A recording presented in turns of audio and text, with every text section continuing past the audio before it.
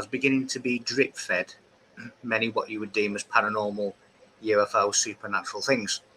And it was really happening on a daily basis, which was beginning to open me up even further.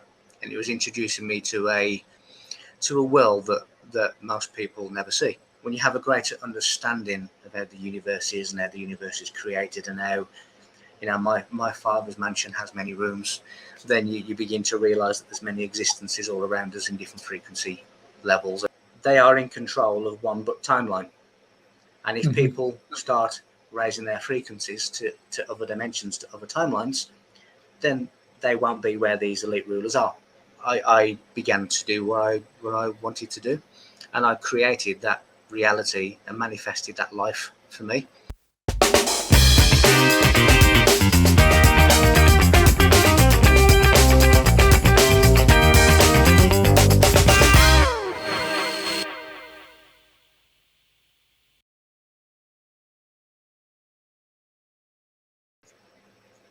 Okay, so welcome to the Dream Mission podcast. I'm very excited today. I've got Michael Feeley with me. Michael is an author, researcher. He's a revealer of hidden esoteric knowledge. He's currently working with Iconic as well, the new series, and you've got loads of books out, haven't you, Michael? There's lots already out. There's one that I've just completed writing, which is called The Movement, Illumination of the World. So that kind of gives you an idea as to where that's going. Just trying to reverse, the mess that we're kind of in. So there's a lot already available, but the one that's coming out, The Movement, I think is the deepest and the best things that I've ever written in terms of my own understanding, which I can, the more that I understand, the deeper that I can get, the more that I can offer to the reader. And I think this is the deepest that I've ever been, and it's really at the mystery school levels of high degree initiate teachings. So it's information that people wouldn't ordinarily have access to, and now they will. Yeah. So I'm kind of really looking forward to revealing that. When's that out, Michael? Well, I've actually completed the writing. I need to sit down and do all the editing. At the moment, it's something like 112,000 words, so I've got to go through quite a bit to edit and neaten up and put it all into alignment, because the Word document sometimes throws it all over the place. So I've got to go through it and neaten it all up, and then we'll be looking to get it published. So touch wood, in the next couple of months it should be out. Exciting. So Michael, I'm very intrigued. Now, you were a police officer. Yeah. So, yes. Yeah. So how did you get into it?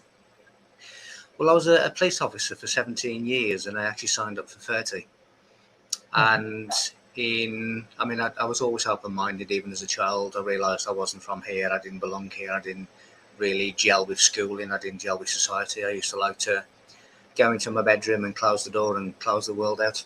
And if I could have gone to Narnia, then the cupboard doors would have opened. But I just felt different. I was watching quite deep, biblical films such as the Ten Commandments with Charlton Heston, and at the age of 6 and 7, asking adult questions as to could this really happen? Did it really happen? And if so, how?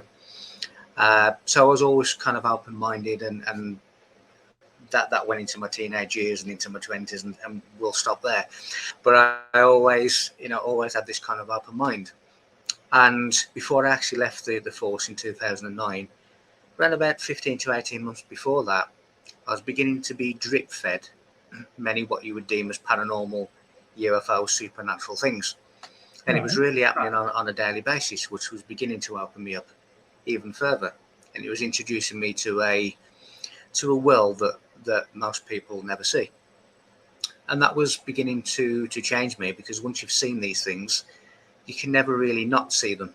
You then enter into a different world, and you're no longer the same person. You can't be.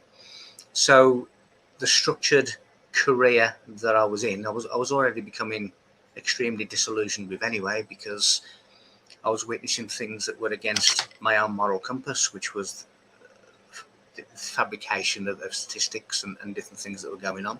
Yeah, and that was, I was really not happy with what I was witnessing. And it was really pulling at my heartstrings, really, because I am honest. I am sensitive to these things. I do have a moral compass, and I do wish to see things done correctly. And the very environment that I was in was, one, illegal and corrupt, and two, you had senior officers trying to force us to do things that were illegal, and I refused to do that. and I turned around and I point blank refused. And I said, if you are going to send me to these incidents, then I will deal with them how I see fit. And if you don't like that, don't send me. And I turned around and pretty much went on a personal strike and said, from this point forward, I'm not going to arrest anymore. Wow. Now, I went from being the highest performing officer in terms of arrests for the whole of my area. And that was for about 5 or 6 years running. So if you can imagine, overnight, I went from that to saying, I will no longer arrest anyone. And they really just didn't know how to deal with that. They didn't know what to do, because I was the senior officer on my team. And when you're the senior officer on your team, there's a certain amount of responsibility for the junior officers around you to look at you and be guided by you. So therefore, the supervisors really didn't know what to do. But I was becoming so despondent, disillusioned with what I was seeing, that I just didn't want to be there anymore. Now, when you marry that to the fact that I was seeing all of these off-worldly, paranormal, UFOs coming out of dimensional portals in the sky, and wow. The two things really, I just could no longer be in that environment anymore. And I went to the I resigned. I went in. The only surprise was that there was no surprise, because I was actually married to the police. It was my first marriage. Yeah. And I walked in, I handed in my resignation with no emotion whatsoever. And I went for the exit interview with the chief superintendent. And my parting words were, you tell me what to do, but it is me who decides whether or not I do it. See you, bye-bye. And I walked out, and those were my parting words. And that was the end of, say, a 30-year career, which ended in 2009, which was on year 17. And that's very brave of you as well. I mean, obviously you were told, otherwise you wouldn't have done. But did you have anything lined up, or was it like, I'm just doing it? No, it was a case of, I have to do that. Surprisingly, the final decision was made. I went to the cinema, and I was sitting there watching a film. I wasn't really watching the film because there's so many deep thoughts going through my mind. Yeah. And one of those deep thoughts was a question to myself: can you tolerate what is happening? Can you go back to what is happening? Is it acceptable to you? And the answer to myself was, no, it is not. So the answer, therefore the answer then is, I can't go back. And no, I had nothing at all to go to. I had no plans for the future. I had no safety net. It was just pure determination and faith that that system no longer served me, and it no longer served the people that I had actually joined to serve. Okay. And the final decision was, I can't go back. Many people have said, well, you should have stopped in there and shined your light from within. But one person can never change a system, not of that size. So you have to make that moral decision. Can I do anything from within? No. Can I remain in a negative system that I just can no longer tolerate? No. Well, then what is the choice? You have to leave and do it from the outside and start exposing what you've seen and that kind of thing. So no, I had nothing to go to. I had no ideas. I just had that determination and that moral compass to say, well, whatever I end up doing, I can't continue doing this. When you were going through that, did you talk to anybody about what you were witnessing? I mean, not just in the police, but the actual UFO side. Yes, I mean, certainly, some certain people within the service itself, that they were aware of some of the things that I'd witnessed because I'd mentioned it. Some of the officers who I'd worked with in the patrol cars, they were of the same mind. And in fact, some of them were telling me, that there's one lady I was working with once, and she started talking about David Icke books to me. So, there is that underlying theme that there is among a few an awareness, but that awareness has to remain inside their head, and they have to utter any knowledge no louder than the human audible, signal. Because if people in authority begin to hear what they're saying, they begin to question them. There's people that have come to me who hold senior positions within the force who are deeply into this kind of thing, and they've been called into the office and said, what do you think the public are going to think when they find out that you're into little green men and all that? I mean, it is ignorance at its most depth. It really is in terms of the quotes and the accusations that people who know nothing are really accusing those who do. So yes, there are those within who understand it and do have an open mind. The vast majority don't, but there are the few that do. So you just have to choose your audience, and you just have to choose the location, and make sure that when you're surrounded by people that you speak to the right ones. Outside of the force, not really, because at the time I was still in the force, so you kind of have to be careful. That there's things that I'd seen, there's things that other officers had seen. There was an incident where I'd witnessed a ball of fire in the sky, which was not a ball of fire when I look back at the photographs that I'd taken. But there was two paramedics, me and another officer there, who saw it. A couple of weeks later in the same area, the police helicopter was followed back to the airport by a ball of fire. And of course, everything was restricted. They were denied landing authority and all kinds of things. So there's a lot going on that they know that they won't disclose. It becomes a closed curtain, and everybody who's bound by the rules within that organisation are also bound by that closed curtain. So you just have to be careful what you say to who and where that's said. Do you think they do that in the safety of the public? Is that the way they always kind of do it that way for you guys? That they do. I mean, first of all, yes, because you can imagine if certain things were disclosed, it is quite right that that there would potentially be a lot of disorder and a lot of chaos and a lot of fear, because people get quite scared quite quickly. And being on the receiving end of that, when you're having dozens of 999 calls because somebody's seen something. Now, if you put that on a mass scale of some kind of UFO in the sky, then you can imagine everybody's going to be calling and panicking. There's going to be quite civil disorder. So to a large extent, it is easier not to disclose what is happening than it is to disclose what's going on. I've sometimes, I've been on night duty when there's been a landing, and I know there's been a landing, and people have been reporting silhouettes in their gardens, and streetlights have just gone out, and there's been explosions in underground electricity things. I knew there was a landing, and I knew there was an eerie feeling that we weren't in control. But you can't say to the people who are calling in saying I'm seeing things moving in my garden, and then when we get there there's nothing, and then when we walk out they're calling again saying they're back. You can't turn around and say, yes, I think there's been a landing, and seeing other things in conjunction with that as well to come to that conclusion. It's easier not to say that, because you're then going to cause an hysteria that you don't need. So there's a lot of things going on. I've been in my hometown on a Saturday afternoon, driving around my hometown, and I've looked up in the sky, and there's been 3 gigantic cigar-shaped UFOs above my town. And you would expect that it would be like a scene from Independence Day, where everybody's dumped their cars, they're looking up, but nobody saw anything other than me and the person I was with. It's almost like we caught a glimpse because we aligned to a particular frequency in that moment, but nobody else could seem to see it. And at the time, I was a multiple experiencer every day or every night.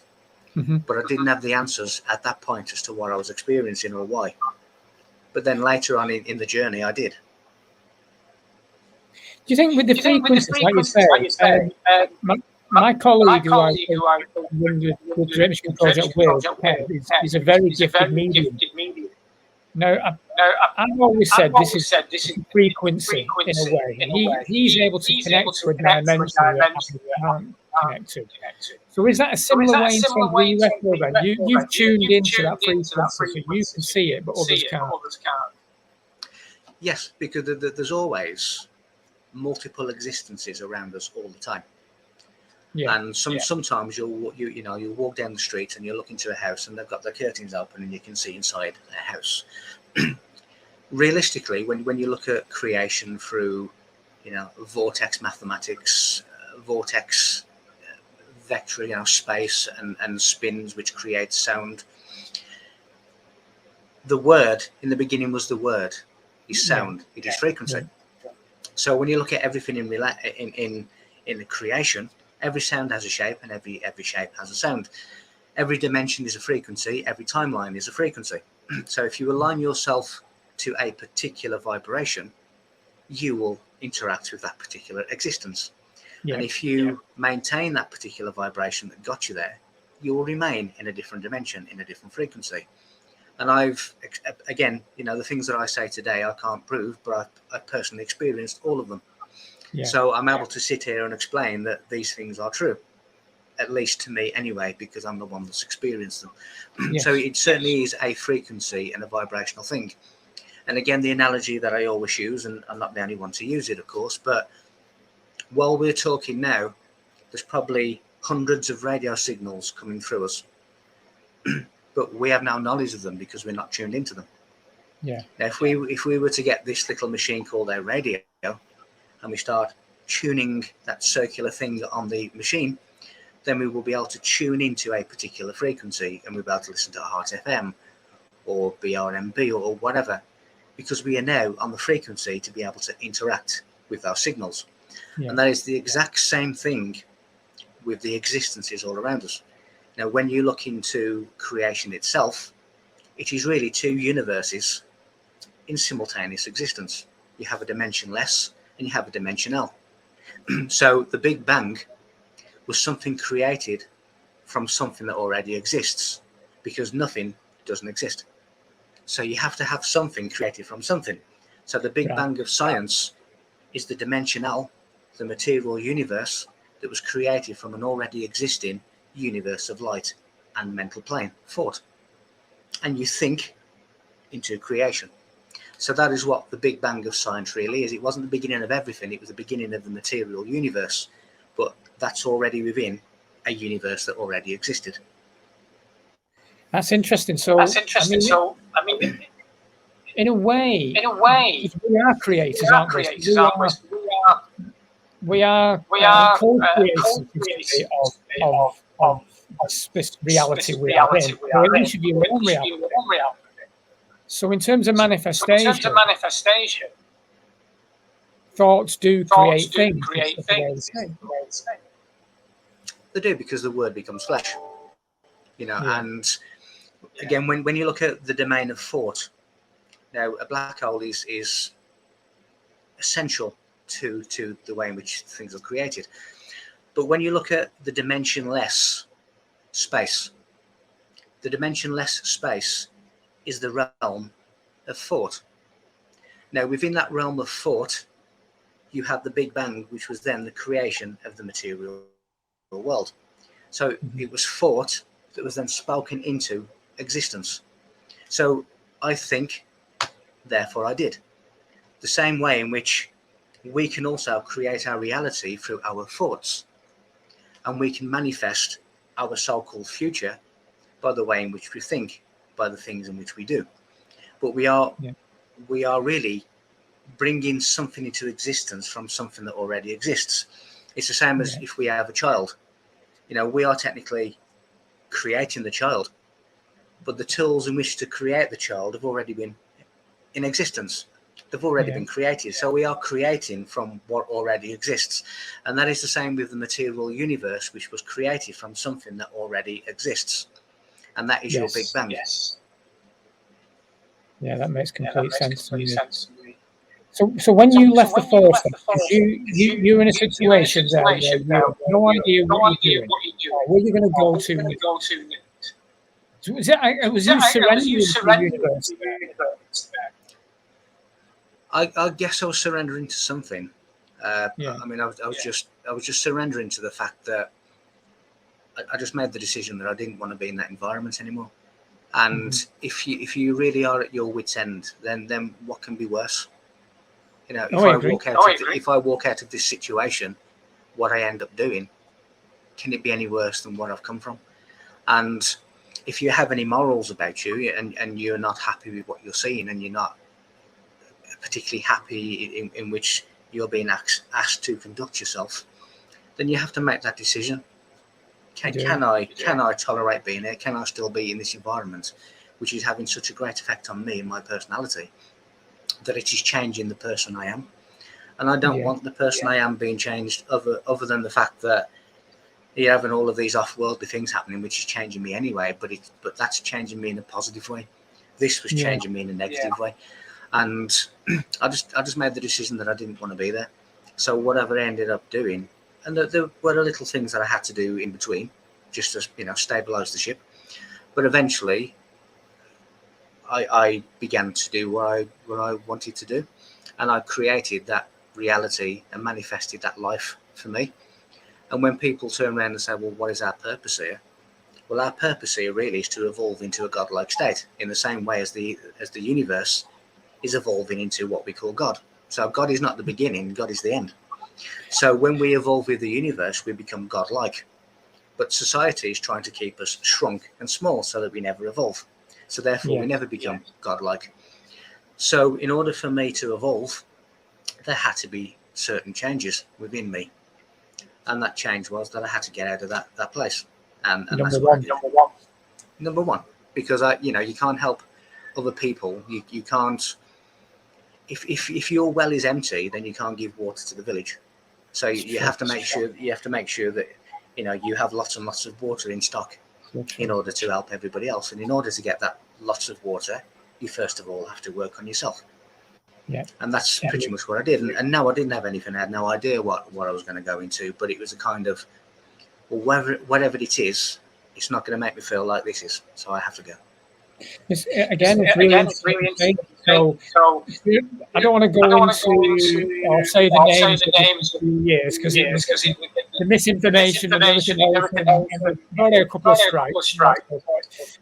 But I ran a pub during this period, and my soul was thinking that when the rules start being thrown in, like, there's no way I'm doing this. Absolutely no way.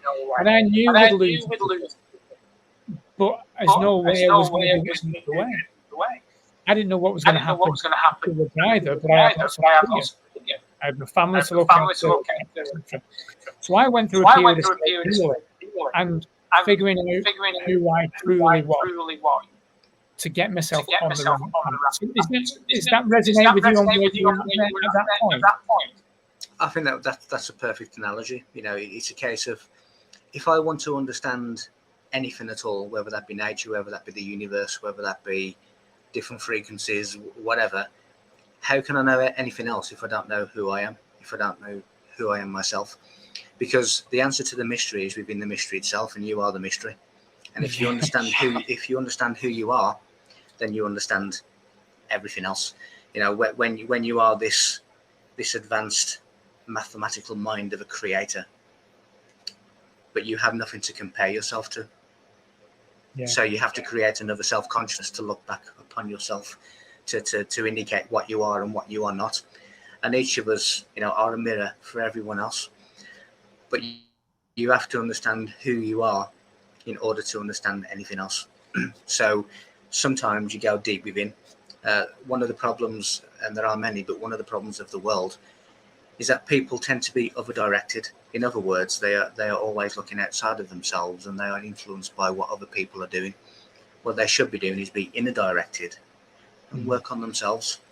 And it doesn't matter what other people think. It doesn't matter what other people are doing. We shouldn't be bowing down to a celebrity culture, because we are worshipping their ego, their demons of the mind.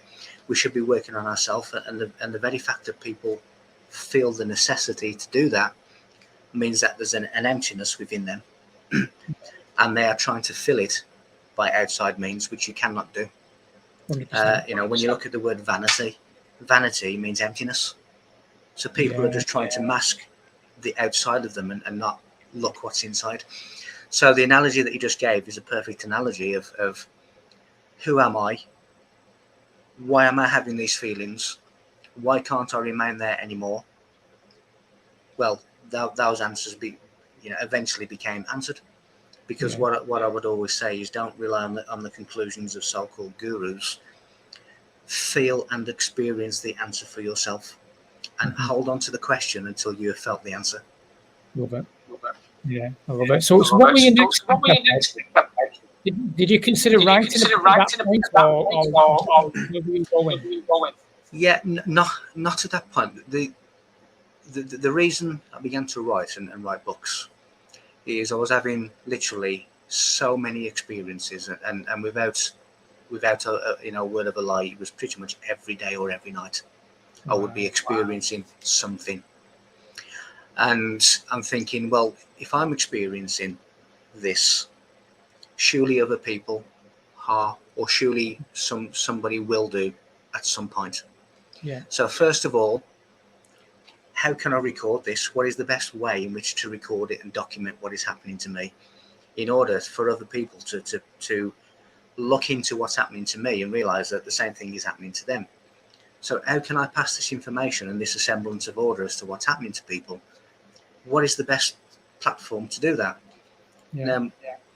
My opinion at the time was a book, because a book, you sit down and you think, well, what does the reader need to know? When I talk on a show like this, or I do a live presentation, it's at my pace. But when you have a book, it's at the reader's pace, and they can sit down as many nights as they want, and they can read as much or as little as they wish and take it in their own time.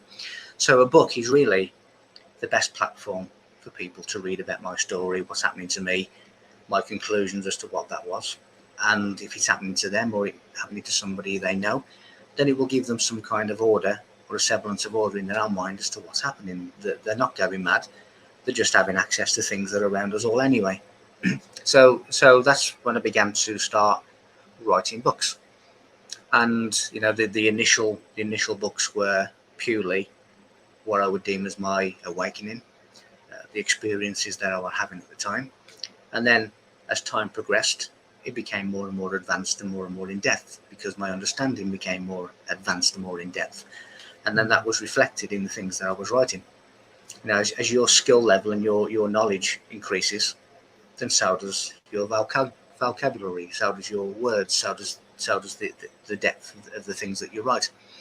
And that's what was happening. I was beginning to get answers to the experiences that I'd had, where at the time that I was experiencing them, I didn't know what it was. And then I began to, as I say, find the answers as to what, and then that progressed into advanced quantum equations that would just pop into my head. To have see-through spheres come into my bedroom with advanced technology inside them, and seeing all of these things. I was invited to do a talk at a UFO conference in San Francisco in 2020. And I was just taking some tourist pictures outside the hotel room and caught a UFO zipping past. So it seemed everywhere that I went, something was happening, and the best place to document that and record that was a book. Yeah. So when you were initially going through this, Michael, did you think you were going crazy yourself? Because I felt the awakening, and I felt scared at first. It took a little while to come accustomed to what was happening. I guess you have to question things, because you I think if it wasn't for the fact that I'd always been open-minded to the acceptance of these things, I never, even from a young child, could never accept that we were the only existence in this universe. I could never accept that. So it was really that open mind that enabled me to realize that I wasn't actually mad, to realize that the things that I was seeing were these other existences that I'd always believed were possible. Yeah. But anybody has to question when they're seeing things, especially to the volume and the frequency of things that I was seeing. You have to question your own sanity. But the occupation that I was in at the time means that my mind is extremely analytical, and still is. So when I see something, I don't just say, oh, that must be a UFO. I go through a process of elimination first, and still do. Yes. And then when you've taken away all the stuff that all the things that are orthodox, all the things that it could possibly be, then what is left is left. And then you have to start pulling the pieces apart as to, well, what is that then? Because I've always said the amount of UFOs and crafts, I don't like using the word UFO, but for want of a better expression, the amount of crafts that I've seen in the sky, I've always said I cannot say who is piloting them. But what I can say is they are there, and there's two scenarios to them being there. They're either ours, which means we're not being told, or they are theirs, and we're not being told. So the common deducer from that is there's things there that we're not being told about, regardless of who's in them. There are technologies in our skies that we don't know about. So, but you have to question your own sanity, but then you realise that you're not actually insane. When you have a greater understanding of how the universe is and how the universe is created, and how, my father's mansion has many rooms, then you begin to realise that there's many existences all around us in different frequency levels, and I've seen too much for it to be any other way. Yeah, I bet you have. So what about because you did a book about the Bible, didn't you? Were you taking on the Christian in any religious upbringing? So was it just a curious mind of what is this all about? Yeah, pretty much. I mean, when you look at the Bible, out of compliment to the Bible, if you read it correctly and understand it correctly, it is a work of genius. Yeah. So first of all, let me just say that. Yeah. But when you look into it much deeper, you realise that this literal genius was there to mask a deep secret knowledge. Right. And only those who dig like an archaeologist and spend a lot of hours and put a lot of work in will actually find the true meaning of what it is talking about. If you read the Bible as a book, you will never ever understand it. If you pick the Bible up and read it from left to right as you would a book, you will never understand it. There's a reason that the likes of Jewish mystics and ancient Egyptians read and wrote from right to left. So why are we reading this book from right to left? We're doing it the opposite way. So you would never understand the genius of what they're saying if you read it as you would a book, because it's not a book. It is really, when you look at the book of Genesis as an example, it is really a book of initiation, and it is talking about the stages of initiation. When you look at a camel walking through the eye of a needle, and you say, well, that's not possible. Yes, it is. Because when you look at the Hebrew alphabet and the Jewish mystical cult known as the Essenes, they have initiation stages. Now, the initiate will come in at level 3, which in the Hebrew alphabet is Gimel, which is camel. And it ends at stage 19, which is Quaff, which is the needle. So the camel can go through the eye of the needle because it is the 19 stages of initiation. So when you start looking at these things at the true depth, none of the biblical characters are real people. The stories did not happen. The people did not exist. They are used to convey a secret and deep meaning. Now, whether I look at Egypt, because Egypt is basically the original Bible, the Giza Plateau is the Bible written in stone. Now, whether I look at the Sumerian Anunnaki scrolls, whenever I look at Babylon, whether I look at Egypt, whether I look at Tartaria, whether I look at Göbekli Tepe, I have found that they are all saying the same thing, but just under a different character, just under a different story, because it's for a different civilization, it's for a different audience. So it had to be expressed in a different way. But the actual meaning of what they are telling you is the same. And the 4,200 religions of the world are the same. They are all talking about the same thing, which is the illumination of self. And there are many different stories telling you how to do that. Whether you are Moses, whether it is the Noah story, whether it is Adam and Eve, whether it is Cain and Abel, whether it is Jesus, whether it is Mary Magdalene, Mary or Joseph. It is all a metaphor for the illumination of self.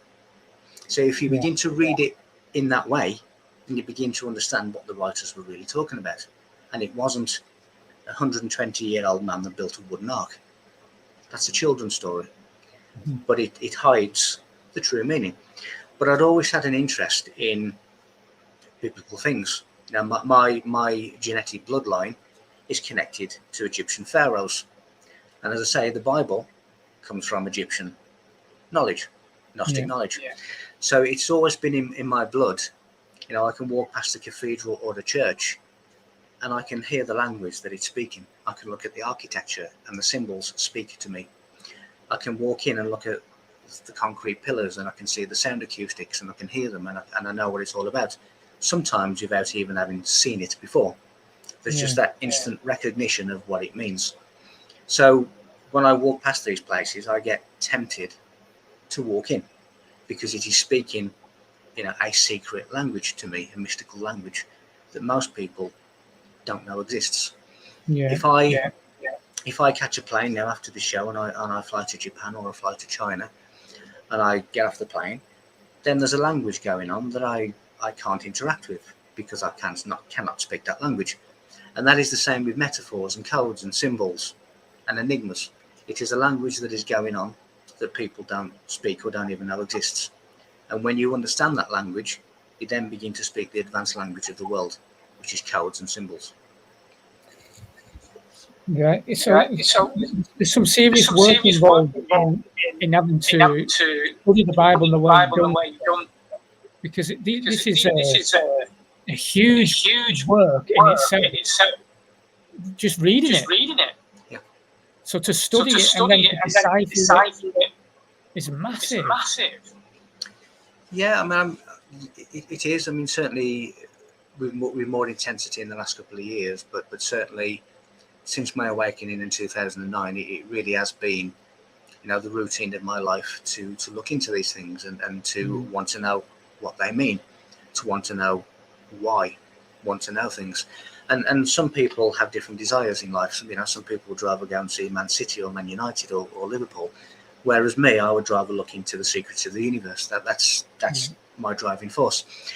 We all have different things that make us tick, and I am more than happy, and I have done it many, many times and still do, sit here for hours receiving downloads or receiving information or looking into things for 4, 5, 6, 7 hours just to find one or two words.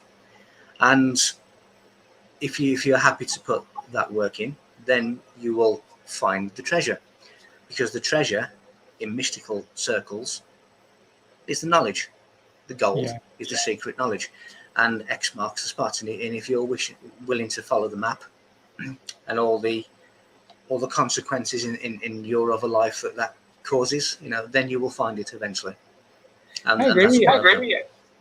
I had an awakening around about 2012, and it wasn't like yours. I was starting to be bombarded with coming across information about how corrupt this world is. That was kind of where mine was going. But you became thirsty for it. It was like you want more. You want to learn more. You almost become an Indiana Jones of your own reality. Then you want to learn more and more. And like you say, I was season ticket holders at football, loved all that. Now I've completely changed. Yeah, because what you are experiencing is what I said really at the beginning of the show, is that our natural tendency, or at least it should be, is to evolve ourselves to our maximum potential. Yeah. And when you have the feeling that you are unfulfilled, that you could be doing more, you could be doing better, you could be knowing more, you could be evolving more, then that manifests in the feelings that you're having, because you have this ball of light inside you, which is the soul. And again, I've had mine photographed. So you have this ball of light, the soul, and it realizes that there's more. It wants to evolve, it wants to learn, it wants to know these things. And you are experiencing that desire to expand the same way as the universe has the desire to expand towards what we call God. And the telos of the universe is God, whereas the telos of ourself is to evolve into a godlike state. And when you have God and godlike, then you have a union of equilibrium. You have a level playing field. You see, the God doesn't want people dropping to their knees and worshipping idols. God wants people who stand on their own 2 feet and become godlike, because then God can interact with them. You know, people who are looking for outside saviors are already lost. They need to, the only salvation is within them, and you are experiencing that lack of fulfillment in your life because you know that there is more and you want to expand. It is the law of evolution of the universe that simpler forms have to be replaced by more complex forms in the pursuit for that evolution. So humanity really does need to get its act together before it is classed as the simpler forms that need to be replaced. Yeah, because it's an expansion. We're all expanding the universe. And it's a quest, isn't it? It is a quest. And if you look at, again, you know, the universe is expanding through mathematical multiplication. And it is just expanding until it reaches that maximum potential. And it can't expand anymore, which is God. Now, the only thing that is greater than a maximum potential, greater than God, is a community of gods. We then could go into the multiverses and everything else. So we are all parts of the whole. But the whole should always remain greater than the sum of its parts. But on Earth, we have reversed that, and the parts have become greater than the sum of the whole. So each and every one of us, or most people, are, I'm okay, Jack, screw the rest. Whereas really, we need to have that understanding, is if one person's suffering, then we're all suffering. If one person is falling behind, you know, the only begotten of the Bible, which means the lamb that falls behind, then we all fall behind. We can't evolve if people are trailing behind, in the same way that the universe can't evolve if it has races and planets falling behind. So the only begotten son, when you look into the Hebrew meaning of that, means the wounded lamb that falls behind the flock. And we have to advance together. We have to evolve together. So in that reasoning, and no religions will ever tell you this, but God is just reliant upon humanity as humanity is upon God. Right. Because we're evolving together, and we can't do it. You know, if we are all pulling this truck towards the finish line and we're all pulling and pushing the same direction, we all get there together. If you have people at the back of the truck pulling against what you're doing, then it becomes more difficult, and you can't really reach the finishing line because you have to deal with the friction where you're being held back. And that is what humanity in the world and other races are doing. They are holding back the universal evolution. Interesting. Speaking of what's happening today in the world, it's going a bit crazy. Everything's going a bit crazy. A lot of people say it's and then we're in Revelation. What's your thoughts? My thought, you see, when you talk about biblical end times, it's really referring to the change of an age. Yeah. So a lot of people now are saying that, you know, we're moving into Aquarius. Well, we were already in Aquarius. We went into Aquarius in 1962. Oh wow! So we're already in Aquarius, and Aquarius brings with it great change, great upheaval, great chaos. So that's what we're witnessing. And biblical end times is the change of an age. Yeah. Biblical Judgment Day is the end of the precession of the equinox, the end of a 25,920 year cycle. So that is Judgment Day. So what the Bible is really describing is a celestial narrative, you know, a natural process, the cycle of God, of the universe, because everything is cyclical. Yeah. Now, when you look at the word chorus, it means dance in a circle. When you look at the word church, it comes from circe, which means circle. So the original churches were your stone circles. When you look at the word Jerusalem, you know, it relates to being pointed in the right direction of completion. So it's telling you that you need to go in a certain way to find this completion. But then the process starts again. It's almost like this endless merry-go-round where you can jump onto the next cycle and then the next cycle. It's almost like a video game where you're going through the different levels and you're advancing up the different levels. Yeah. So in the Great Pyramid, there was a particular year of our time that was mentioned, and that was the year 2001. And what that date meant is the re-emergence of ancient knowledge that would be re-emerged into the world, because it was deemed then when it was time capsuled in this fantastic monument, that now our generation would this information would stand the best chance of success in this time period now. Bearing in mind that this time period now is let the games begin, because this is now where it's all coming to a head.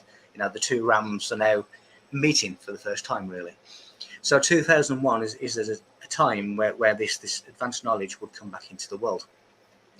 And as a consequence of that knowledge coming back into the world, you have the knowledge keepers or the knowledge bearers of society. And they were classed as the seventh civilization. The number 7 is an extremely significant number, because it connects, it unifies heaven and earth. You know, it's the key to the third dimension. When you look at the Great Pyramid, all the mathematics are 7 or divisible by 7. When you look at a lot of the secret passages that you can see by scans and radars, but you can't see with the eye because it looks like there's rocks blocking them, but those rocks are doorways. And if you say the correct word in the correct frequency within the correct time, which has to be 7 or divisible by 7, they open. And then you find these sacred rooms which contain, you know, a lot of off-planet technology and different things. But you can see them, but they won't access them until they have the correct words. And there's one such that I know about that is at the top of the Great Pyramid, facing south. And if you say the correct word, which I know, in the correct frequency at the correct time, which I know, the stone slides open exactly 7 feet. So there's a lot of significance in numbers and the energy of numbers. But the end times really is what we're seeing, where people are being taken into different frequencies, into different timelines. Now, the so-called elites and the rulers of this world are not elites. Everyone is the chosen race, not just a few. But they are in control of one book timeline. And if people start raising their frequencies to other dimensions, to other timelines, then they won't be where these elite rulers are. If you're enjoying everything that we're doing here at Drake, Michigan, please subscribe, ring my bell, and let's enjoy this journey together. So the end times really is the passing of the sixth civilization, which is the old world order, which is what we're suffering now, going into the 7th civilization, which are the flame bearers, the knowledge keepers of the world. And that for me is the end times, not necessarily this Armageddon where everyone's going to die, but there will be other places, other frequencies for those who wish to be in a different place. It will facilitate for them to be there. So that's the new Earth, and it's the same Earth with a different frequency. So there's a lot of people at the moment that are seeing things that have never been there before. You know, some people have reported seeing a second sun close to our solar sun. Well, what is it? Well, it's the sun in a different dimension, in a different frequency. And the closer you get to that frequency, the more you will see it. And as I said, you know, if you maintain that frequency that got you there, you will be in a different place. Wow. So there are so many different rooms within the hotel that you can be. That is a quest, isn't it? It is, but again, I've experienced that, and I've seen that, and I've had visitations from other places. I've visited other places. So you really are just fitting into another time event. Now, what is time? Well, time is a force that enables you to have an individual experience. It enables you to be in a specific location in time and space. Without time, there would be no individualization. There would be no parts of the whole. There would be no creator learning what it is to be creator. So you have to have time. Certainly in the dimensional universe, in the dimensionless universe, then you are outside of time and space. But both exist within the same.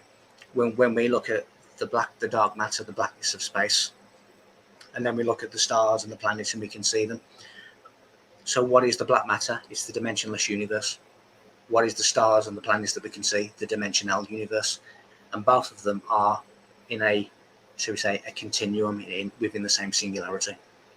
Now, when you have a black hole is really the place where the dimensional and the dimensionless, or the dimensional returns to the dimensionless. So it facilitates the transformation between the two states. That's what a black hole is. So a dimensional can return back to dimensionless. Dimensionless can become dimensional through a black hole. When you have the dimensional universe, when it expands, it becomes, when the dimensionless universe expands, it becomes dimensional. When the dimensional universe shrinks, it becomes dimensionless. But both exist in simultaneous existence in the same universe. Now, the divide between the two states is called Horus, which is where we get the word horoscope, the scope of Horus, which is the Egyptian god Horus. Because light beams can travel between the two, but physicality cannot. And that is why the likes of the Egyptians would use the sarcophagus to induce the soul out of the body, which is a light body, which can go into the dimensionless light. And it would go up the pyramid shafts, which act like a barrel of a gun, and they would be catapulted into certain star systems. That is what the shafts were for. That is what the sarcophagus was for. That's what the Egyptians and other ancient cultures were doing, because they could then enter the dimensionless realm of light, which you cannot do in physical terms. And it's so difficult to get your head around. I don't think our brains are but you mentioned Horus as well. That's an anagram for which again relates to time. So when you come out of dimensionless time, timeless, dimensionless, timeless, and you come into the dimensional time, well, then you start becoming into the realm of the hours, the Horus, which is the divide between the two. And yes, it's all there for us to see. These gods, these names, these things are there because they are pointing us towards this direction, towards this knowledge, and they are metaphorical of this information. So we when you look at the body, when you look at the double chevron above the entrance of the Great Pyramid, the double chevron is Shibur, which means where the two worlds meet. Now, the two worlds meet in our bodies because our body is dimensional and our mind is dimensionless. Our physical eyes see the dimensional. Our third eye sees the dimensionless. So we are the two worlds in one. Our auric field, our vineyard, biblical vineyard, the auric field, and our soul is light. So it's part of the dimensionless that is now taking a ride in the dimensional, which is the body. So we are really the two worlds in one. It's very interesting in this density that we're in, we are given so much fear. We are under attack by so many different things that we consume. And in my opinion, and you might tell me I'm wrong, but it's you finding your true power. Ultimately, we are powerful creators. Like you say, we have the two eyes to see the 3D world that we are placed in. But then you have fluorinated water and toothpaste and everything else to calcify the pineal gland to stop you finding your true power. Yes. Because ultimately, I'm not going too deep into it, but this is Satan's realm, which is this dimension. Yes. Saturn's cube, Kronos, which is dimension. And it slows everything down and it's the density that we're in. Yes. But it can only do that if we allow ourselves to remain within that slowness and that density. And Satan really is the lord of matter. So anything that relates to the material universe, the material world, comes within the realm of Satan, satanic consciousness. So when you start realizing that there's more to the material universe, then you are extending and expanding yourself beyond the satanic realm. When I talked about the third eye seeing into the dimensionless, well, that's the all-seeing eye of the pyramid of the Illuminati. It is seeing into the dimensionless universe. So when you look at the word fear, people see that in the Bible. When you have to fear the Lord, you have to fear God. But when you look at ancient Hebrew, the word fear means to know, to understand. Now, when you know and you understand, there is no fear, because a lot of people are scared of the unknown. But if there's no unknown, there's no fear. So it's not to fear the Lord, it's not to fear God, it's just to know the Lord and to understand God. So when you have this understanding, what's to be fearful of? Fear has been weaponized against us. And every system, this system of control that we live in relies upon fear. If you don't do this, this is going to happen to you. You must do this or else. And if you have no fear, there is no power. They have no power because they're really completely impotent. It is our fear that is giving them the fuel to basically keep us down. So we can only remain in this fear if we allow ourselves to continue in this dense environment. As we expand and raise our vibrations, and we do as much as we possibly can that fulfills our day, and people say to me, well, what should I do? Fill the day with the things that you love to do. Because when you fill your day with the things that you love to do, you are expanding yourself and you are raising your vibration. Now, the last place that you want to meet a world champion boxer is in the boxing ring, because that's his domain. The last place that you want to meet these elite controllers is in this third dimension density, because that is their boxing ring. So you need to be above them, and then they can't touch you. And that is really part of the evolution of understanding who you are and evolving yourself to a higher frequency. Can I ask, if we go back a little bit, when you started writing, now you would have been manifesting knowledge anyway to start writing your book, wouldn't you? You would have been coming across information that was important, that you needed to write your book. Did you feel you were also guided, you were looked after? You've left a job, a career, with no money, I'm presuming. How did you find money? Did that just happen? Initially, I had quite a bit of savings in the bank. Good. So that in terms was, a kind of little bit of a cushion, really, while I kind of got my head together and everything else. But yes, certainly when I began writing, and even now, the influence that I can feel and see, and when I'm writing, sometimes I will go into what I would call a time slip, when I'm going into other times and bringing information back. In that instant, I'm going somewhere else and bringing it back. I certainly feel the influence, and a lot of the time when I'm writing and I will look down, I can see different colours coming from the words that I'm writing, different energies, different frequencies. So there's a lot of information that's going into that writing that is basically being encrypted into the words and into the letters. So when the reader reads it, that's been filtered into them.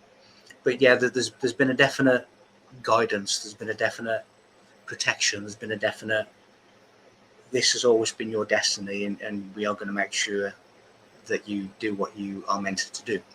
And it's becoming quite apparent now, with each day it's becoming even more apparent that these things were predestined, and there are certain things that have been sent to make sure that path was taken. So yes, when I'm writing, there's information coming through, there's energy in the letters, in the words, and it's just this remarkable experience when you know that you're not alone. All the time, again, I'm seeing things around me, I'm feeling things around me, I'm having messages from things around me, and it's just one of those lifetimes when everything has come together for now. My life, everything that I've done, it's like bringing into an analogy of martial arts, and you say to somebody, why do you want to do karate, or why do you want to do whatever? And they will say, I want to be a black belt. Pretty much most people say, I want to be a black belt. And I'll say, well, why do you want to be a black belt? Because then I've made it. Not realizing that it's not actually until you reach black belt that you begin to learn.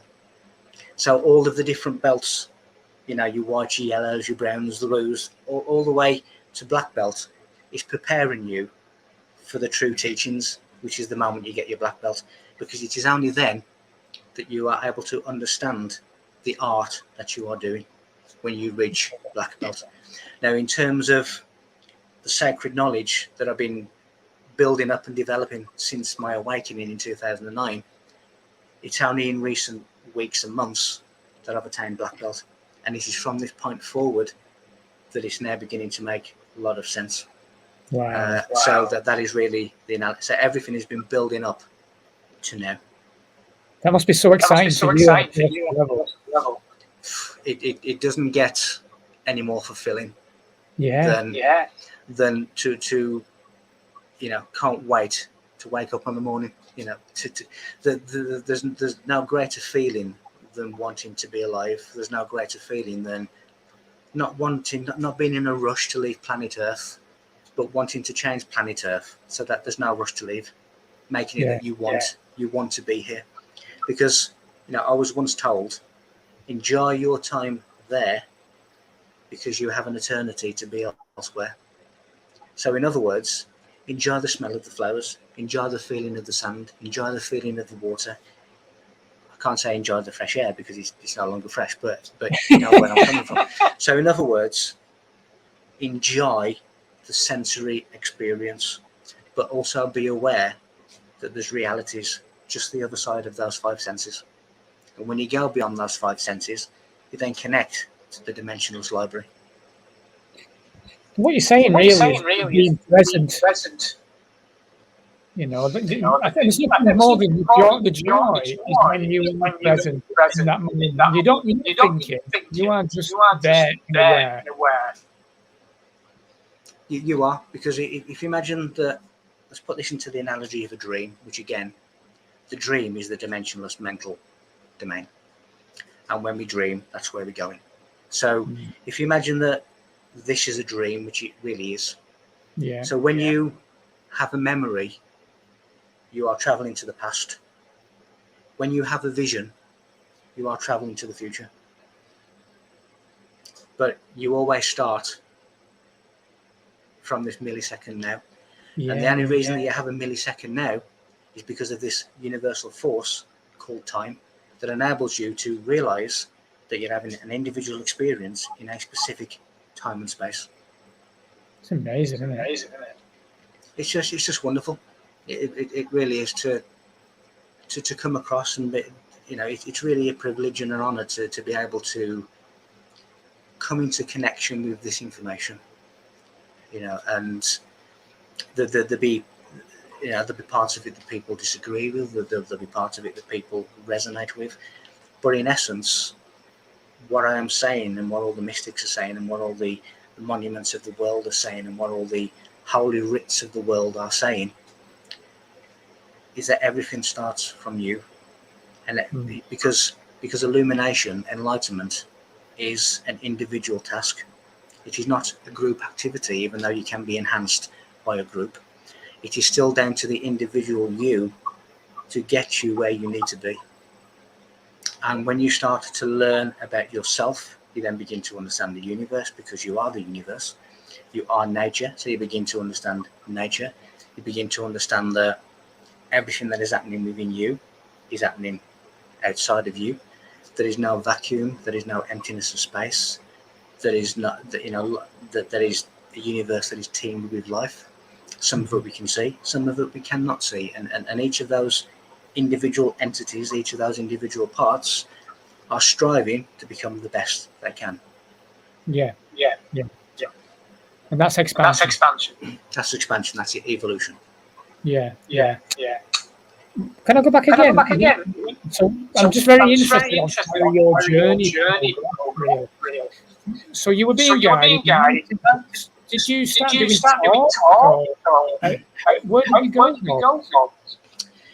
Yeah, for me personally, I found, even though I'd stood up in pretty much every courtroom in the country, in England, and stood before judges and the best barristers and juries, I had no problem doing that. But I had a real problem standing up and speaking about these things. I was always one, I wanted to be behind the curtain and not in front of the curtain. There's always lots and lots of people that were telling me individually, there's something in your childhood holding you back. And there's so many people saying it that there had to be some truth in it, but I couldn't put my finger on as to what that was, because I was relatively happy. I wasn't happy with the world, but I was happy with parenting and childhood and everything else. And then I had a friend who was an international astrologer, and she said, well, why don't you just have a reading? Now, I wouldn't normally do that because I'm not in, but I said, okay, let's do it. And one of the first things she says to me, there's something in your childhood. I thought, here we go again. What is this? Nobody has been able to tell me what this is, and I don't know myself. And how she answered it for me, she answered it in terms of colours. She said, so let's imagine now that as a child you were loved, but you were loved as the colour blue. So because you wanted to please others, everything you did in your life was the colour blue. But as a result of that, the reds, the yellows, the pinks, were all neglected and they shriveled. Right. So you wanted to please everybody, so your personality became the colour blue. Now all the other colours are saying, hold on a minute, we're here. You know, we want our say, we want our expression as well. And this was happening in my natal chart in relation to stars in certain places that wanted me to be more structural, wanted to know that on the 25th of each month there'd be X amount of money going to the bank account, and they were more structured. So when this star came across and saying, actually, part the waves at the moment because I now want to come through and I want this speaking, enlightening the world, helping the world, and I want to come through to do that. But you're all holding me back. So I really had to, and it took me a couple of years to do it, had to speak in terms of pacifying all of these composite parts of the natal chart, all of these, celestial influences, saying, look, if you allow, red to come through and red gets what it wants, then everybody else gets the security that it wants. So it was, I was kind of like a hostage negotiator in terms of my own natal chart. And eventually I got the confidence to come from beyond the curtain, knowing that at some point it was my destiny and I had to become in front of the curtain. Now, the first talk that I ever did, I was at the door. I felt physically sick. I really did. Yeah. And I'm thinking, why on earth am I putting myself through this? I could be at home now, just sitting watching the telly and be in perfect harmony and bliss. And yet I'm putting myself through this. Why? But just like anything else, the more you do it, the easier it becomes. Yeah. So that is the struggle and the journey that I had to go through in order to speak. But yes, I was doing talks, and I was attending groups. I was attending other people's talks. I no longer feel the need to do that. So it's really a progression within me, whereas it's more of an individual journey now where I don't belong to anything and I don't feel the need to belong to anything. Although when other things come, it is nice and it enhances you. But I don't need to get where I need to get. I understand now that my childhood solitude in my bedroom, shutting the world out and not being part of society, when I read back my school reports, all my teachers were describing a very substandard child, even though they didn't use those words. They were describing somebody who never interacted, who never got involved in class activities, who never asked for help, because I didn't want to be there. And I was happy in my own room. But what that taught me was really self-reliance. If you can rely on yourself, you don't need anything else. Anything else is a bonus, but it is not essential to where you want to be. When you find self-love, you don't have any of that. You don't need anyone else. You don't need anything else. You don't. And that's kind of where I was being steered to, or whether I was steering myself or something else was steering me towards it. I often feel like I'm an observer on my own ship.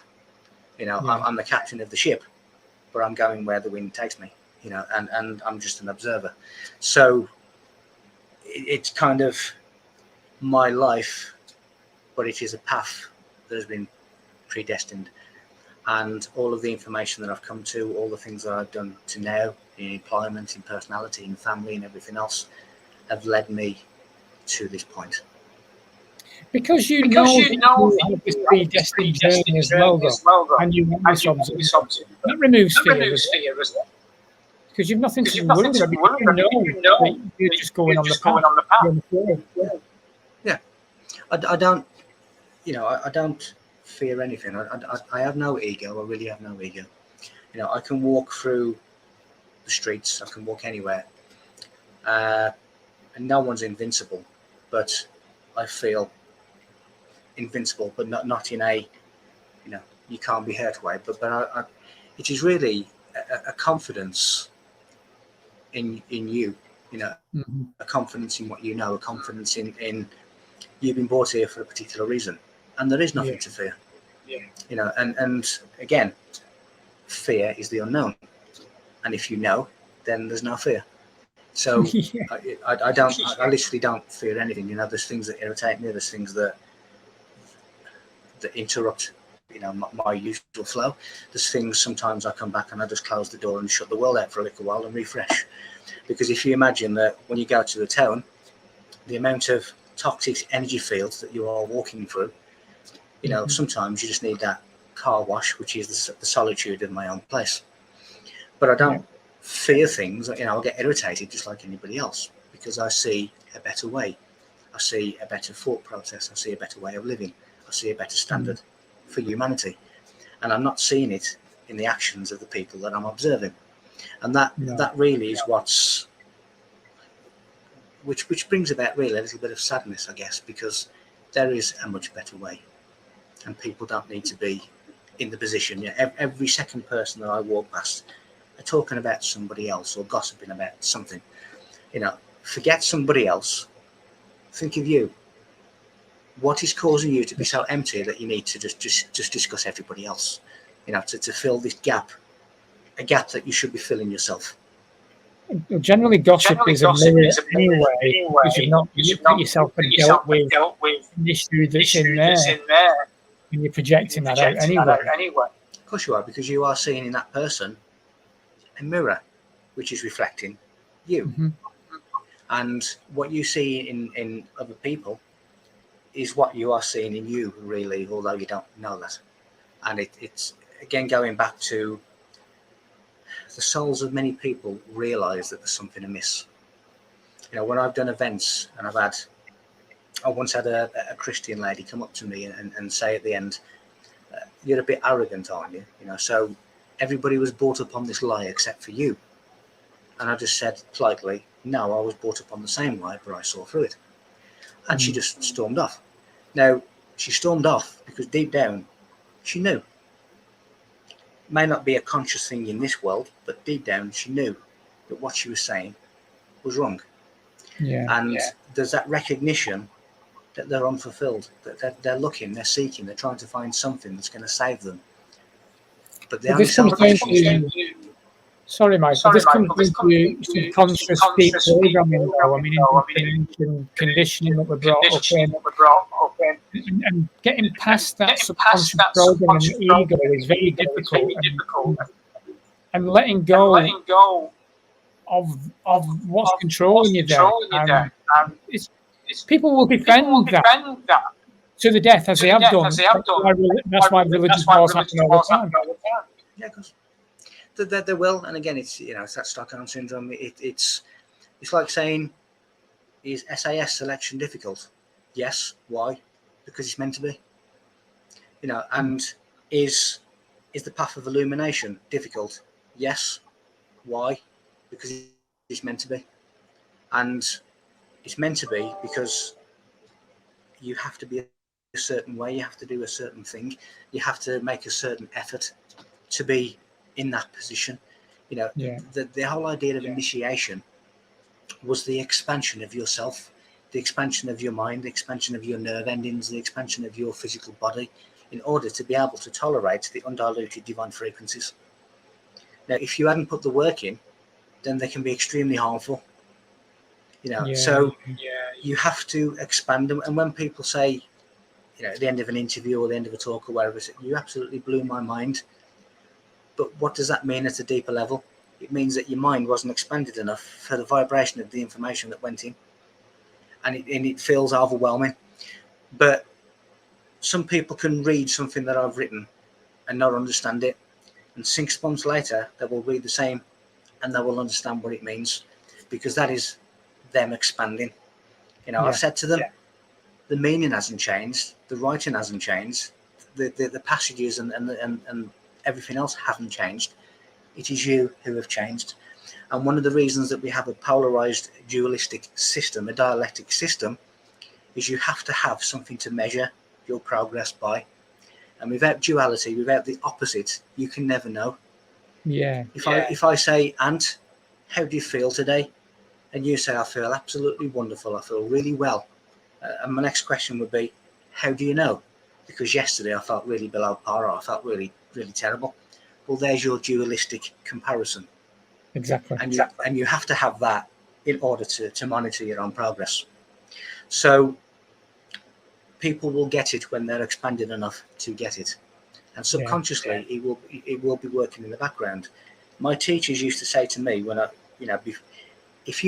when you do the exam and you open up the examination paper and you look at question 1 and you think, I don't know the answer, he said, move on and come back to question 1 at the end of the exam and you will know the answer, because subconsciously you are working it out and you are coming back to it and you think, oh God, yeah, that's the answer.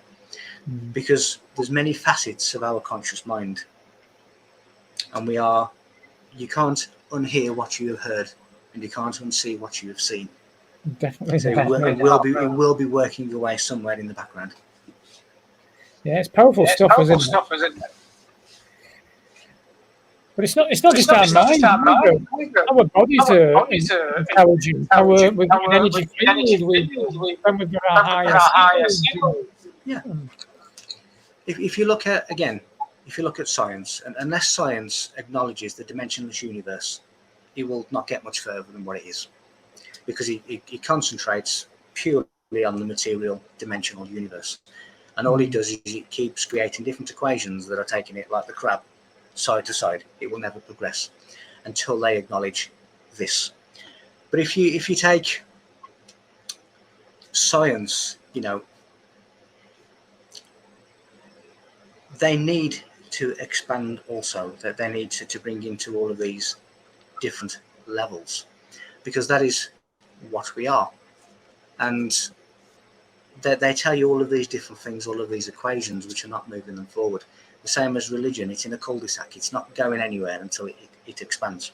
So we all need to expand, and we all need to be accepting, because we are all really confining ourselves and shrinking ourselves instead of evolving ourselves. And that is no different with science, with religion, with all of these different things that are there, but they're holding us back. And that really needs to change in order for us to all move forward. If you considered this as a video game, which often I do, to be honest with you, you wouldn't want to choose a video game boring. So you may as well have all these levels, challenges that you face in life. To allow for that expansion, you want to level up. Yeah, I mean, it depends upon what you actually need at that particular time and space, and where you need to go to get that. If I want a particular video game, that I know that I need to go to a particular shop, and that really is in terms of what do I need to expand further. Well, I need to go to here to get that. When you look at what are these so-called positive aliens, well, they are advanced humans that have progressed and have gone to different star systems.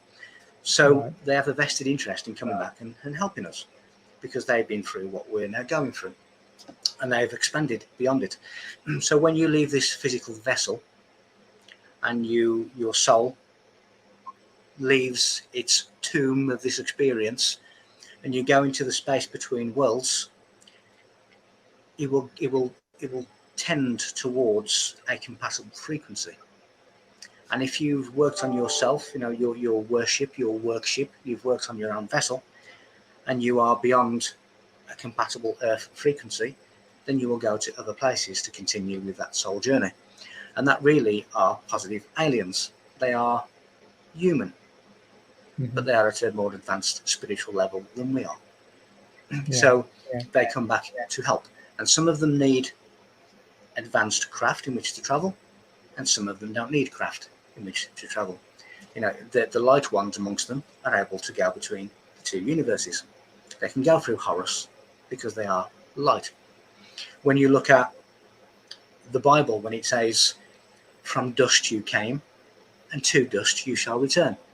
When you look at ancient Hebrew, dust means particle of light. So in other words, from light you came, to light you shall return. Interesting. That is your soul coming in and going out.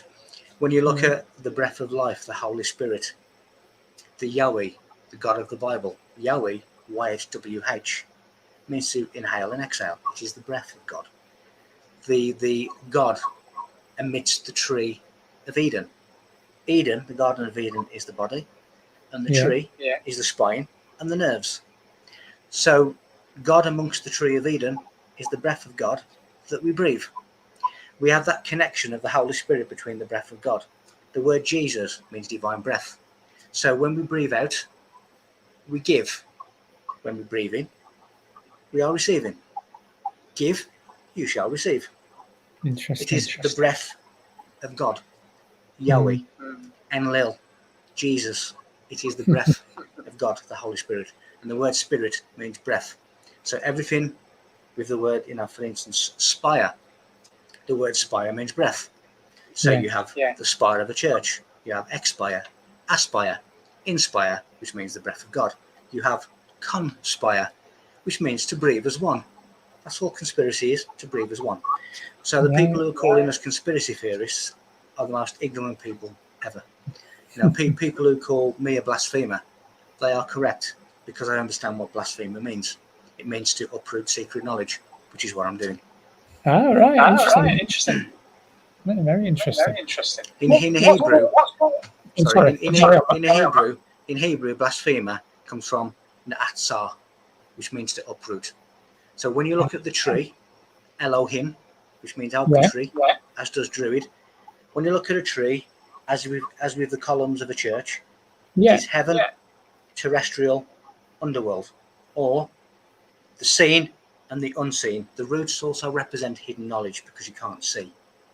So when you uproot, you are taking secret unseen knowledge and you are putting it into the public domain.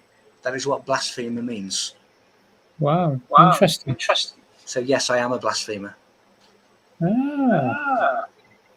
What's your take on I'd be very interested in the difference. So you've got angels, demons, archons, the Anunnaki, reptilian. What's your take on all of them? Well, the Anunnaki are the pharaohs of Egypt. The Anunnaki story is a star map, as is the pyramids of Egypt, Stonehenge. All of these ancient monuments around the world are a gigantic star map on Earth, and is pointing towards effectively what is known as the Ra star. It is a part of a solar trinity, which is Sol 1, Sol 2, Sol 3. Now, when you put that triangle over the Sidonian city on Mars, where the face on Mars is Sol 1, the Ra star, the Christ star, the Star of Bethlehem. And what it is saying is that in this place, there is a race of your likeness. They were the star visitors that came to Earth, the pharaohs. Okay, so the Anunnaki are the pharaohs of Egypt. When you start looking at angels, they are universal forces of light that are able to transition between the dimensionless and the dimensional, because they are light. So they can travel between the two worlds. When you look at demons, in ancient mysticism, demons are really stars. So when you have Dan Brown's Angels and Demons, it is talking about the angels are the visitors and the demons are the stars. So angels and demons are the visitors from the stars. Now, what you have within the elements, the invisible inhabitants of the elements, like the fire, the water, the air, etc. Now, the early church called these elementals demons. So what we see as demons are really elementals, part of the elements of the four elements of creation, and they are existences within that particular element. Now, if you think about it, we as humans are also elementals, because we are breathing air, we are covered by air, air is coming in and out of us, we are standing upon the earth, we are 90% water, so we are also elementals. So on that rationale, we're also demons. So when you also look at the ego, the ego is known as the demon of the mind, the demon of the lodge, which is, your vicious thoughts, your lustful thoughts. Your lustful thoughts for sexual energy brings in the true story of Adam and Eve and Cain and Abel and the tempting serpent, which is the orgasm. Now, when you give in to the tempting serpent, it is the desire for sexual intercourse, the fornication. When you look at the Catholic 10 commandments, the 6th commandment is fornication. Now, the word 6 means sex. So the sex commandment is fornication. And he's talking about not wasting the seed. Then that brings into then the flood, which is the Noah story. The ark is your body. And if you work on the impurities of your sexual desires, your tempting serpent, then you are saved when the flood waters come in the ark. So the Noah stories and Adam and Eve and Cain and Abel is all talking about the spasm of the animal, which is the orgasm. So it has a much deeper meaning in terms of wasting the seed or retaining the seed, the sexual waters. And we are all the product of the tempting serpent, which is the sexual desire.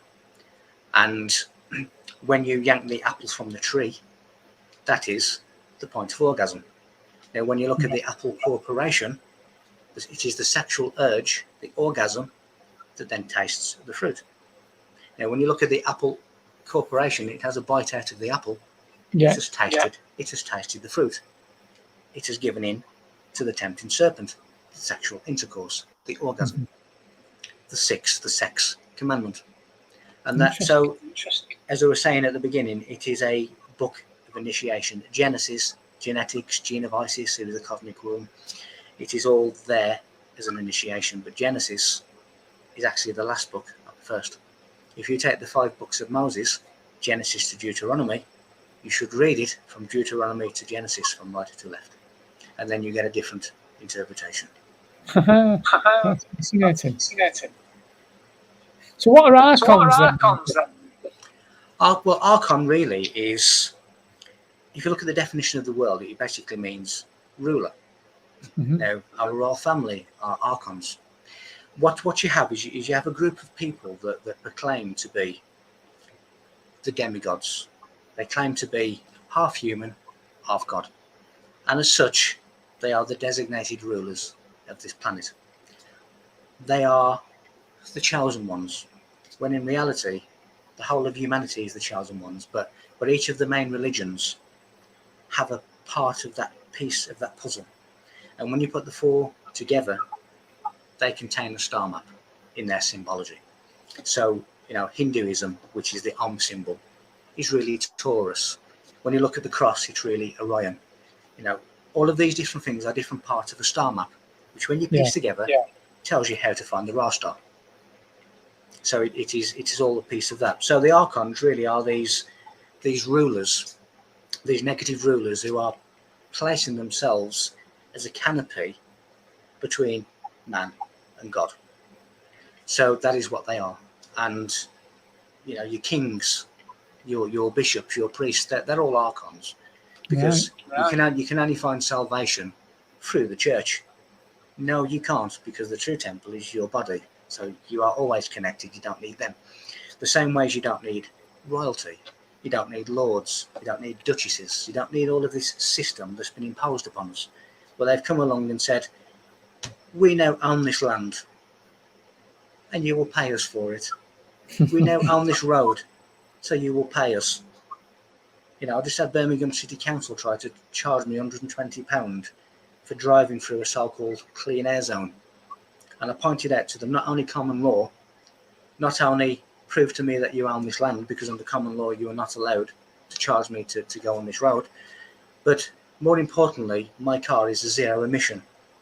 So how can I be contributing to an unclean air in a zero emission car? Hence to say, within 24 hours it was quashed.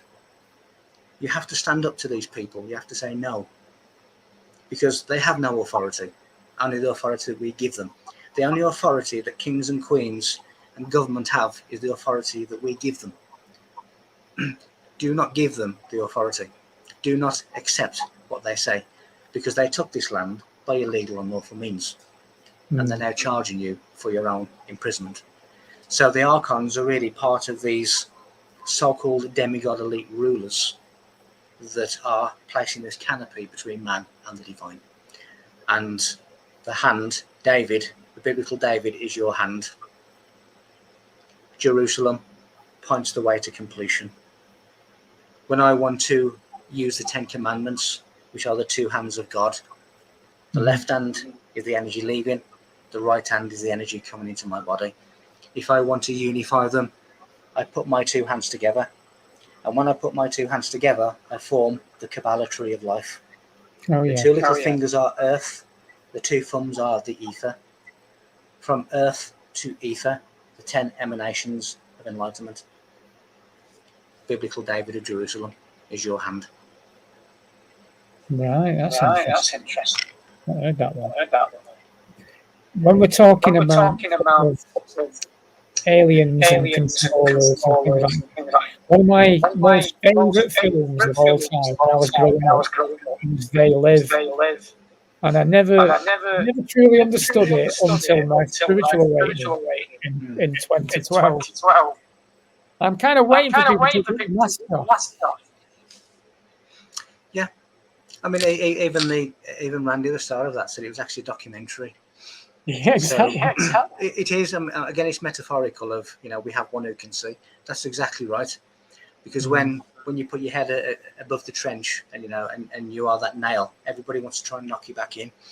My website in the last couple of weeks has been brought down, and then when I increased the security and brought it back up, there was in one night there was 46 malicious attempts to get into my website and bring it down, because I am the nail that sticks up who they want to knock down.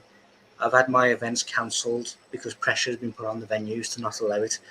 The irony is I now have to keep the location of my events quiet until a couple of days before the event. So the irony is, here's me talking about secret societies, and I've become one. Because I've been, just like them, I've been forced underground. Now, secret societies began because it was groups of people who were becoming too powerful for the church, too powerful for the establishment, and they were forced underground. Just like Christianity was originally a secret society. And I have become the secret societies that I speak about, because I'm now being forced underground and not revealing the location of my event until the last possible moment. Yeah, there's a certain awakening happening globally, or worldwide, or whatever you want to call it. The lifting of the veil. It's and in that lifting of the veil, they're trying to slow that down, aren't they? They want to slow people down from waking up. At the end of the day, they don't want people connecting to source. That's my opinion. Well, exactly, but they don't want people evolving to the godlike source state. Because when you have an awakened people, how can you control an awakened people? How can you be the schoolyard bully if everyone in the playground is tougher than you? You can't.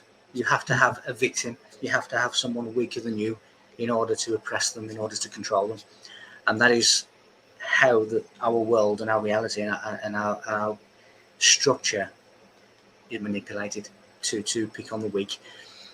When you start looking at what happened in lockdown, and I was going out there without a mask, going into supermarkets that were supposedly banning people who were not wearing masks, and I was never once challenged. And people said to me, oh no, they're just looking at who the strong ones are, who the opposition are, to take them out. And I said, no, actually, it's the reverse. They're trying to find out who are the weak, because they want the strong, not the weak. They don't want the people who bow down on their knees and just go with the flow. They want the people who stand on their own 2 feet, the legs of the bed that the Bible call them, who have their own foundation, who can stand up for themselves. So they're trying to stop. Put it in another way. One of the greatest arguments of psychology is determinism or free will. It is one of the greatest arguments within the master's degree of psychology. And I will answer it this way. If you have a weak mind, it's determinism. If you have a strong mind, it's free will. That answers the psychological question. Do you have a weak mind or do you have a strong mind? Because if you have a strong mind, you have the free will to do what you want. And that's the difference. It's very important to go within at this point again. It all everything comes back to self-love. Because once you have that, then you cannot be frightened into submission. And that's the beauty of it. Now, of course, there'll always be things that challenge us. That sometimes there are so many battles to fight that you have to choose which ones you're going to fight, because you can have a parking ticket, or you can have going for a Gatso camera, you can have this, you can have that, and you think, how much energy or how much time do I have to spare on this? If I spend all of my time fighting this, it's taking me away from more important things. So you have to start making a choice as to, there's many battles to win a war. Now, which ones am I going to fight? Which ones are worthy? This 120 quid fine that came through for going through a clean air zone, to me, was worth the fight because it was unjust and it was immoral. So I fought it and I won within 24 hours. But there's other things that have happened where I thought, well, is it really worth my time to fight everything? Because there's only so much time and energy in the pot, and I'd rather be spending it on more important things. So it's important,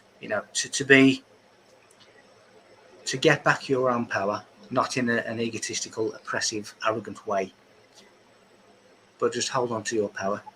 Because when you realize that you are a fragment of all that is, when you look at the stars and the planets at night and you can say, I created that, and I'm now experiencing what I've created, and I'm experiencing that through the joy of being able to see it, then you realize that you are a fragment of the most powerful thing there is. So why should you be afraid of some archon? Why should you be afraid of some council official or some king? Because you are all powerful. Yes. And when you have that kind of attitude, again, not letting it breach into an arrogance. When you hold on to that power, nothing scares you, and that is what they fear most. Of course it is. So what's next for Michael Feeley? Have you only got your books in the month? Have you got more books planned, or you got a tour? Yeah, at the moment, I've literally just finished writing a book called The Movement, Illumination of the World. That kind of gives you some idea as to where it's going. It's all the bits of information that I think will help people to evolve and to get there, exposing a lot of the secrets of those who have done it before us. And if you use a system that works, then logically it's going to work. So that's what's coming next. Simultaneously, as I say, I've got the weekly series on Iconic, which is doing well. I've also teamed up with a team of people in America, which is becoming very, very big quickly. Excellent. And a lot of the tours and so, the documentary series that I'm going to be filming very, very soon is all going to be sort of directed and sponsored by them. So there's going to be a lot of blaspheming, shall we say. There's going to be a lot of things. A couple of months ago, this American group and we'd organised a group tour of Rosslyn Chapel in Edinburgh. It was all authorised. It was all set in place. We'd had people book flights specifically from America and booked hotels to come for this 2-day event. And I think it was 10 or 12 days before the event, I had an email from the director of Rosslyn Chapel saying he had a Google alert in relation to this event. Now, of course, that Google alert is somebody saying, get it stopped. That's what the Google alert is. And he basically emailed saying, you're not going to do it. You're not allowed to do it on private tour. I said, but it's been authorised and people are coming from different parts of the world. You can't do it. You can have an internal tour of ours, but you can't do your own, so you're not going to do the event. He said, in any case, we're too busy this time of year. And I said, okay then, can I do it at a time when you're not busy? And he said, no, the decision stands throughout the year. And I said, okay then, so it has nothing to do with you being busy then. So now you're lying to me. looking into it, what I understand now is the St. Clair family, or the fraction of the St. Clair family that now run Roslin Chapel, it is not part of their spiritual plan, and it is not part of their business plan for people to know the truth. So they basically stopped the event. Now, bearing in mind that I know where the Knights Templars have hidden the Dead Sea Scrolls in Roslin Chapel, bearing in mind that Roslin Chapel has various portals that are opened by various tones of music in certain places of the chapel, bearing in mind that I know that there are hidden star maps within Roslin Chapel. So it stands to reason that they don't want me there. So they come up with this excuse that I was not allowed to do it, so they basically stopped it. But I did say to them that I will be revealing what's there, and it will be soon. And that's how I left it. So what I will do now as part of the documentary, which was going to involve the tour of Roslin Chapel and the Royal Mile and different things, that episode will now be dedicated to why not? What are they hiding?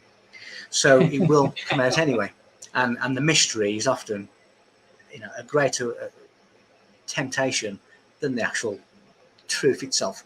So they will fall a little bit short, and what I was going to expose, will be exposed. Well, I want to go more now. And a lot of people, it's a sacred place, when you start going into the King Arthur story, when you start going into the true Holy Lands, when you start going into where is the original Palestine, it's all Edinburgh, it's all Scotland. And Palestine between the two walls, the Antonine and Hadrian's Wall, Palestine. When you look at the Temple Mount, it's Edinburgh Castle. When you look at the word Edinburgh, it is the city or the town of Eden. So, there's a lot there. And when you start going into the Arthur mystery, Arthur's seat is in Edinburgh, and it is really the epicenter of ley line magnetic earth energy. And when that is reopened and reactivated, it is the return of the once and future King Arthur, and that is the reactivation of the energy lines of Earth, and that is the true King Arthur. And King Arthur's seat has this wonderful tree, and when you look at the Avatar movies, and you see the home tree, and you see that all the Na'vi are blue forest warriors, in Celtic Scotland, they used to have the Picts, Picts,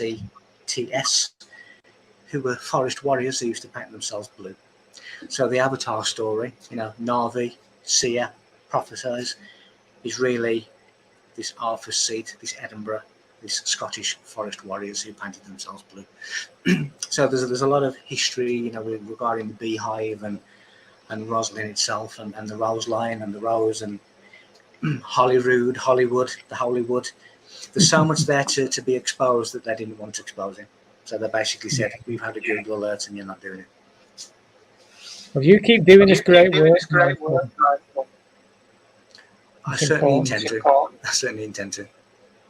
And thank you so much for your time. How do people contact you, Michael?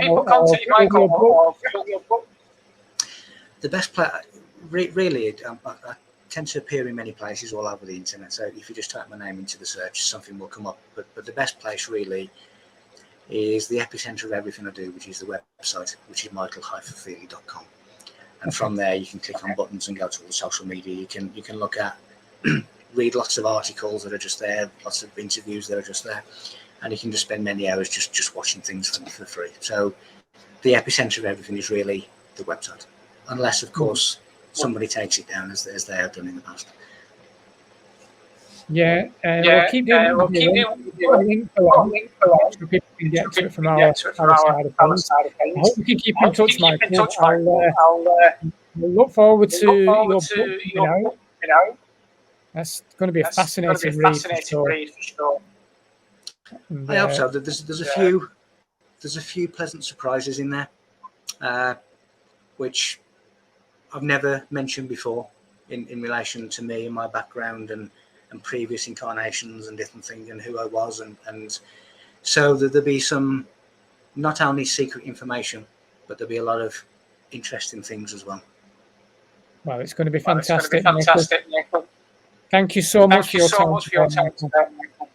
It's a pleasure, and thank you, and anytime.